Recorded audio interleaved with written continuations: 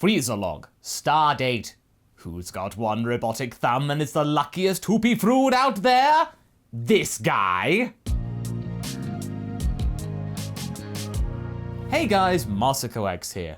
It's another outing for this particularly interesting space operette, which I never expected to get so much interest as well as a passionate following. Hard to imagine almost 6 months ago when I first set out on this story adventure, it was one of the most contentious pitches I had to put to you all. This neutral evil character was something that was totally irredeemable in your eyes. There was no way in your minds that they could be seen as a good guy and yet keep their character intact. What makes them them?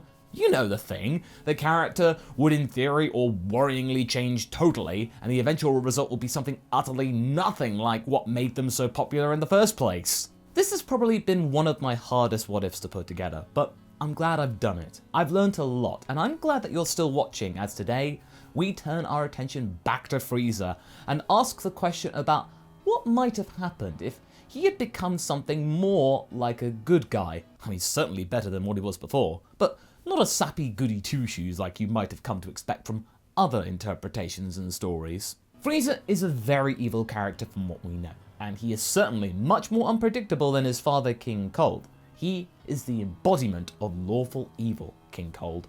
He would never cause chaos or mayhem. It would be good business. However, his son would, and did. He is an example of neutral evil, somebody who tends to do things evil purely for himself and his personal wealth and enjoyment, regardless of whether it was right. I mean, at least there's still some reason in there though, it's not chaotic evil or anything. In this story though, his method of going about things went tango uniform with Goku, and thanks to colossal misunderstandings, as well as misinterpretations from his father, Frieza ended up with nothing, stripped of his titles and cushy upbringing. Fueled by this resentment, he had to fend for himself, and initially driven to get his revenge on Goku once he'd been rebuilt, but that failed to materialize. Now, he is the captain of his own crew, and even though he isn't a good guy per se, he is certainly not in the business of causing any more harm to anyone. Well, okay, maybe Vegeta, but come on, if you were privy to the previous chapter, Vegeta so deserves it. And speaking of, in the last part, Frieza's world was almost taken away from him thanks to Vegeta, who believed that he was the hotness and could take out Frieza without using Super Saiyan. Thanks to his Yardratian spirit control training, he would be ultimately dominating. His power had increased, but inadvertently, so had Frieza's thanks to all of his upgrades from Kit. Efficiency building, synergizing, he was already powerful to begin with, so doubly better. Having gotten distracted with the most illustrious prize of felling King Cold and the former Frieza Empire though, the former tyrant thought he'd lost his followers, but thankfully he hadn't. They too weren't exactly glowing, contributing members of society, and so circled around their boss and now friend.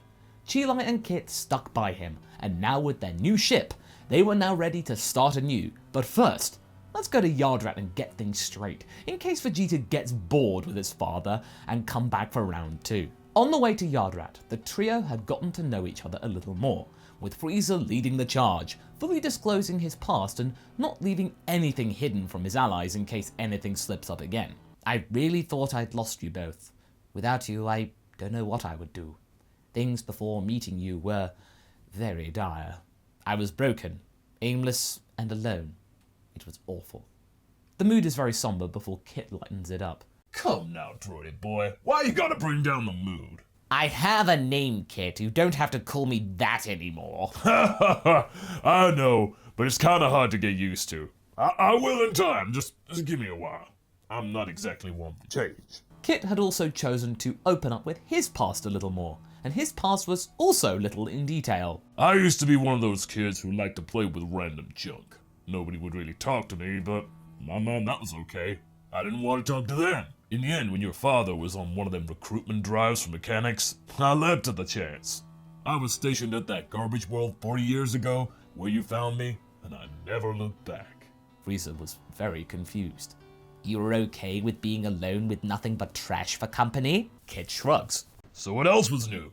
I was around trash before. At least this trash didn't talk back and actually left me alone. Chilai then talks about her younger years. There's a lot of soul searching and bonding here. And yes, before you say anything, I know we don't know much about her already, and if we get actual lore added to her in the future from official sources, then we shall defer to that. But for now, let's have a little fun. She always had a sense of adventure, and when her planet was ravaged by the Frieza Force, not Frieza specifically, but one of their battalions, she was separated from her parents and had to make it on her own with various strangers helping out along the way. She had slowly gotten more and more used to being on her own and not relying on anyone else. Most of the time, people I relied on would just leave. Oh, I'll just be a moment and wait there for a sec, will ya? They never come back. One day, it clicked. Chilai, it's time for you to grow a spine and fend for yourself. She doesn't look sad or regretful at this. I didn't mind being on my own. I liked my own company, and I learned a lot of things from people who were cool and didn't abandon me. If I never find my parents, oh well, things happen. Both Kit and Frieza are very stunned by this young girl's pragmatism and somewhat blasé nature to things, but before they can probe further, the ship indicates they are now fast approaching Yardrat. When they disembark, they are met by thousands of small creatures who are looking stern and serious.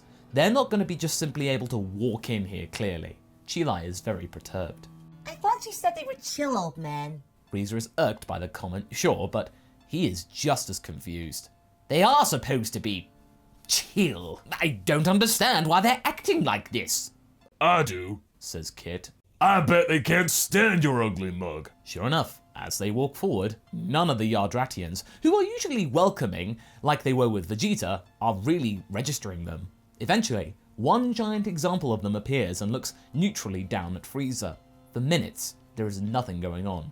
Frieza and what is Pibara simply look at each other, before the former blinks first. Well, do you have anything to say?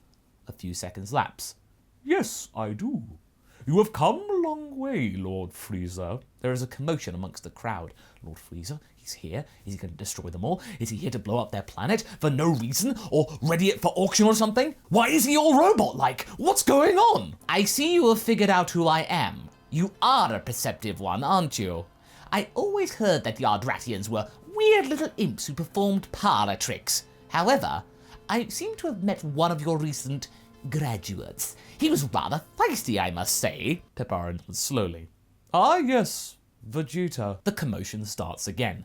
Vegeta? He met Vegeta? He won? How? Vegeta was really powerful. What gives? Where is he now? Well, are you not going to wheel him out to fight me again? He did want another piece of me, that one. Vegeta is not here. In fact, he has no intention of returning to complete his training. What? All three newcomers are stunned, but also internally relieved. I am disappointed by this fact. He had so much potential and improved so much in his brief time here, but his mind was clearly fixated on another goal. Something to do with you, I suspect. Probably my father and whatever scheme he's got in the works. Also, you can drop the Lord moniker. The Frieza of those days no longer exists. More mutterings from the underlings. What brings you here, then? I think you already know. The elder Yardratian chuckles. That I do. I sense your purpose is not to cause harm, but you must prove yourself to be true before we continue with this conversation. Without warning, Chilai lets out a scream and is grabbed by a giant creature. In an instant, without even thinking, Frieza speeds towards Chilai and grabs the girl before she can be pulled away, and then surveys the creature. The two entities stand still before the creature transforms into three Yardratians who leap downwards, bow to Frieza, and just casually walk away. That proves it. I will train you. What? What did that prove? You? Oh, it proved everything I needed to know. The Frieza of old would first off never help anyone, and even if they did, they would resort to violence and retaliation. You did the exact opposite of what I had anticipated, without a second thought even. I was right. You have changed. Pibara now breaks into a smile, and with that, Frieza's training begins. Meanwhile, we cut to Vegeta, busy training on a distant planet, desperate to turn into a Super Saiyan. Months have passed since his encounter with Frieza, and little progress had been made. He had considered briefly to return to Yardrat to finish his training with Pibara or whatever, but thanks to his stubborn nature, he didn't do so. Instead, he got angry and bitter, and only through those emotions did he finally crack through the glass ceiling of Super Saiyan, and he bathed the lifeless planetoid that he was on with its Saiyan sun, the light brilliant and fierce. With this, Vegeta looks to his fist, and he smiles. Cold, you are mine. Little does he know that he is being watched by someone. A green, bulky mook asks this creature something. Master, is it time yet? No, let him get even more brazen. I like my monkeys when they are at their most prideful. It makes their fall from grace all the more satisfying. The ship continues to hover above the planetoid, watching Vegeta outside of his energy sensing field. Back at Cold Planet 1, Trojan is getting acclimated to life outside of his pod. He was also getting used to the trappings of a kingdom. He could be often seen simply living a hedonistic lifestyle, all the while taking in the studies that Berry Blue had laid up for him. Berry Blue didn't really take a liking to Trojan. She really did miss Frieza. He was so much more straightforward, easy to tease. Trojan, he was very matter-of-fact and no fun. Cold looked in on his son from time to time and thought that he was making good progress. His power was mighty, and his schooling was rapidly bearing fruit. Soon, it would be time for him to go out into the field with his father, a sort of take your son to work with you day. Oh, as luck would have it, a message comes through from a minion. King Cold, urgent message for you. I will be the judge of that, underling. You may go now and leave me in peace. The mook salutes and leaves Cold with the message pad, and he listens intently to the recording. Urgent, eh? The sound file plays, and it's that message from that new garbage well from the earlier part, remember? That new attendant? It came with a picture attachment, and Cold's eyes, once he sees it, are transfixed with astonishment. Frieza? Yeah, those parts. He would recognize them anywhere. He had spent weeks glued to the hospital observation deck, seeing his son clinging to life, being pieced back together. He was so worried back then. Back when he cared for that disappointment. Underling? He shouts back. The mook runs back and salutes. You are right. This is urgent news.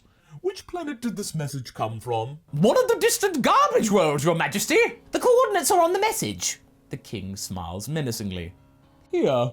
He chucks a silver ampule, their currency. For your trouble, and for making me happy. Run along. The mook is thrilled at this bonus and runs off in delight. Oh, Frieza, wait till you meet your new brother. He's to die for. The king enters Trojan's quarters and begins to fill in his third son.